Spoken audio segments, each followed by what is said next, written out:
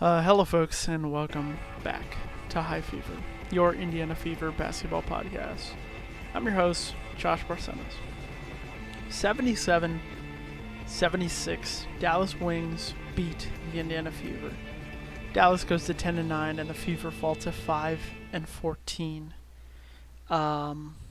This one, this one sucked. I'm not even gonna lie. This was such a defeating loss. So close to getting a win. We did everything right, it felt like, and Lexie Hull missed the final shot. She missed a three in the corner that would have given us the win. Tough way to go out because they fought so damn hard the whole game. We'll run through some leaders. Enrique Ogunbowale, we'll talk about her.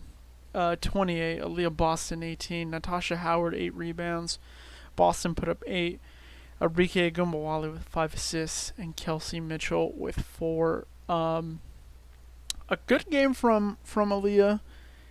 She had 18, was really good in especially the first quarter with her pull-ups.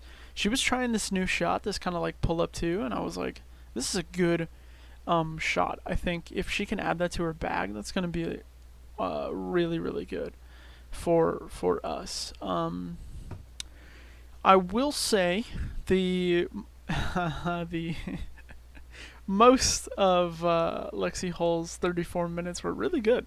She played a lot, and she was doing real well on the defensive end. 2 for 6 from the field. Not great shooting night from her, but certainly a really good defender. They had her, they kind of were going back and forth. They tried her on Ogunbowale a little bit, and that was okay. And then especially when the reserves came in, Seagrist, she was on her. Erica Wheeler had a good night. She put up 9. Kelsey Mitchell had an even better night, 5 of 11, 2 for 5 from 3 for 12. I thought both of those players were really good today.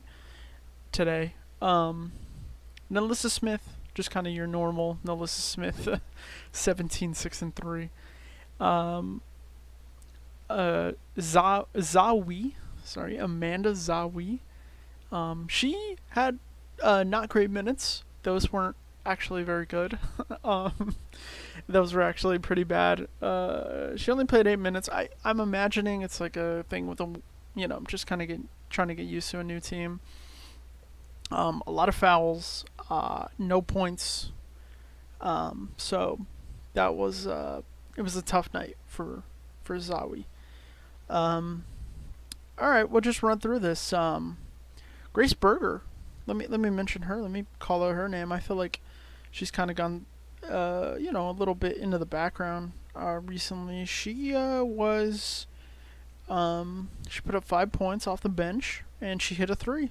So, expanding her game. Good for Grace Berger. By the way. So, they get down and it's not looking good. Especially in the beginning of the second quarter. They were down pretty big. Then they go on a 12-0 run in the second to cut the lead to 1. That was probably the best part of the game. I feel like the offense was clicking. They were either using Aaliyah or using her as like a decoy, which I thought was a good addition to the bag of the Fever. Let's try to make use Aaliyah in a lot of different ways. Tied at the half. They in the third quarter was up and down. So Nalissa Smith gets knocked in the eye, gets poked in the eye. She's out the entire third. And so it went back and forth. Then the Fever go up in the third, and the Wings come back to tie to end the third quarter, right? Beginning of the fourth, I'm thinking, okay, this is kind of the usual stuff. We've kind of gone on our run. It's time to come back down to earth. Then right at the end of the fourth quarter, it gets real interesting because the Fever are up a couple, the Wings start to come back, then Satu Sabali fouls out. And at this moment, right, under 5, I'm thinking, okay, it's go time. And it was. It was. And I'm going to specifically talk about the final minute. The final minute was when I think the Fever really got into it. Really got into what they're looking to do, I think probably for the remainder of the season, which was like, all right, let's do a quick 2, right? Quick 2s. This is the fast offense that Christy Sides is always talking about, right? This like, let's just get down, we'll run the floor. Aaliyah Boston can move, so let's do this. They just got down, scored their point, boom, came back. A foul, right? But foul shooter for the Wings only hit 1. Okay, time to go.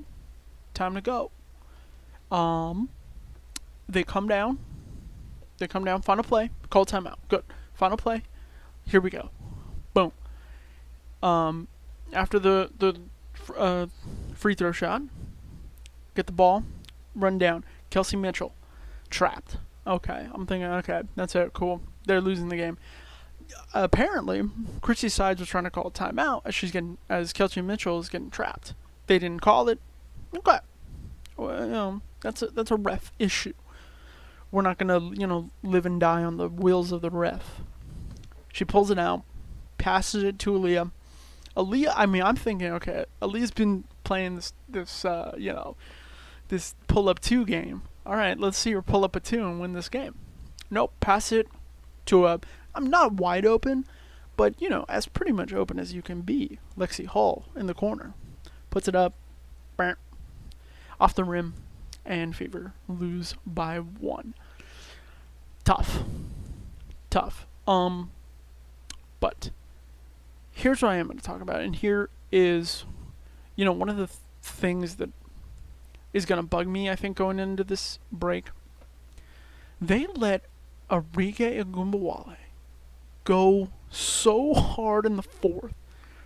I mean, she was ridiculous in the fourth. On the game, 10 of 20. She had 50% of her shots for 28 points. Ridiculous. Really, really ridiculous stuff from Ogunbowale. And it just seemed like anybody they put on her, and I think it was like down the stretch they were like, okay, Nalissa Smith, they kind of threw her on there. They threw Wheeler at there a couple times. I think Vivian's was also on her. But man, they just they couldn't stop her.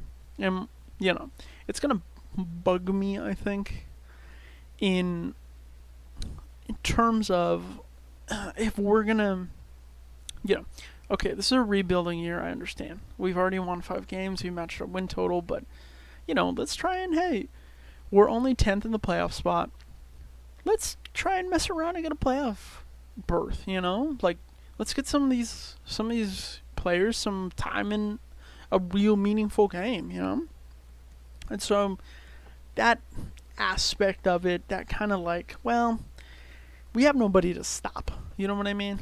There's no answer. Is I think the big thing. No answer. And last game there was no answer on offense, and this game it was no answer on defense, And I don't know, by way of trade or by way of draft picks or I'm not going to get into how the Fever handle their draft picks because you all know. But I think there is some learning that we need to do because like I said, last game we were looking for the player who could hit a shot, and it wasn't there. This game it was who's going to guard Arike Ogunbowale, and it wasn't there. So I think that is one thing that this team needs to address, or at least maybe have a meeting or a practice and just say, hey, somebody here has got to step up. It's got to be somebody, and just didn't find it today. One more game before the All-Star break. They're home again.